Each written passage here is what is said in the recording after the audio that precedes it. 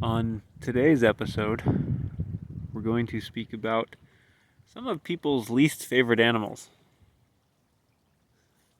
I say least favorite because, well, people are always talking about their favorite animals: cats, dogs, giraffes, koalas, unicorns, you name it. We all know about those and how beautiful and fun and furry they are. Bunny rabbits, etc. Kangaroos. But I just thought we'd do something a little bit different and maybe talk about people's least favorite animals. Well, I'll start with my own. My own least favorite animals. So, my prime first least favorite animal of all time is, of course, and you'll understand when I tell you, the short-footed, blue-suited Crunchamathinger.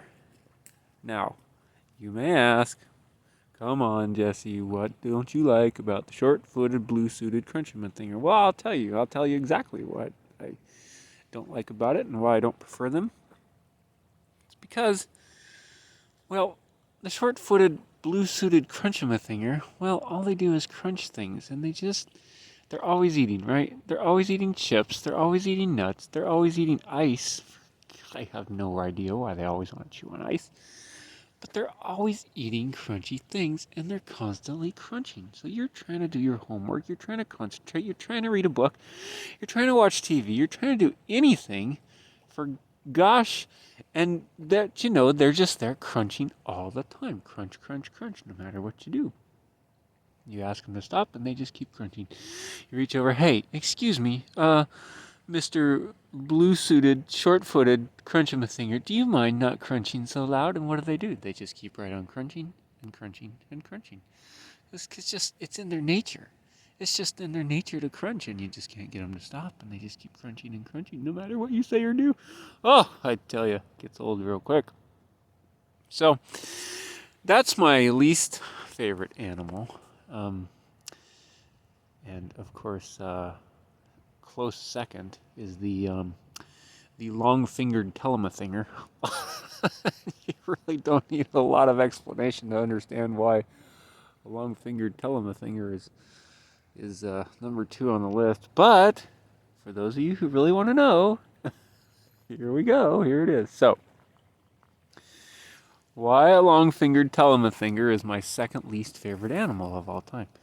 It's because they do things that only long-fingered Telemathingers would do. I mean, nobody else does this kind of stuff. What? First of all, they tickle you to no end. They just tickle, tickle, tickle. And when you're done being tickled, you say, hey, I'm done being tickled. And what do? They keep right on tickling you. It just never ends, right? They just tickle, tickle, tickle.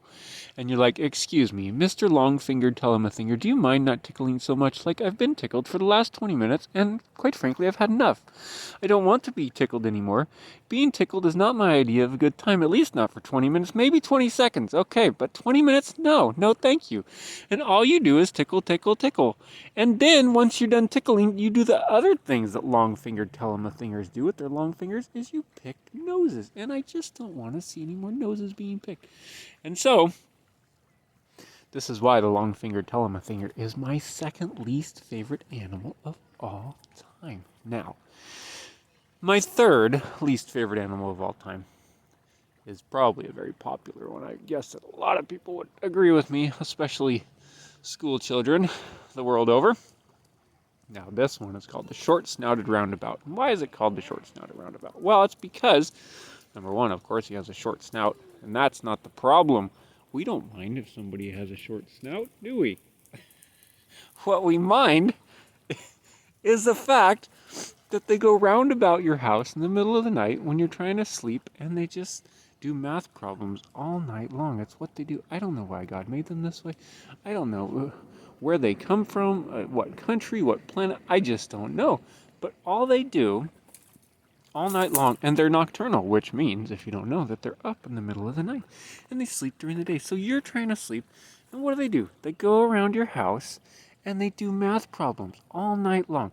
Long division, short division, you name it, any kind of division, fractions. addition, multiplication, calculus, trigonometry, and even algebra. For Pete's sake, can you believe it?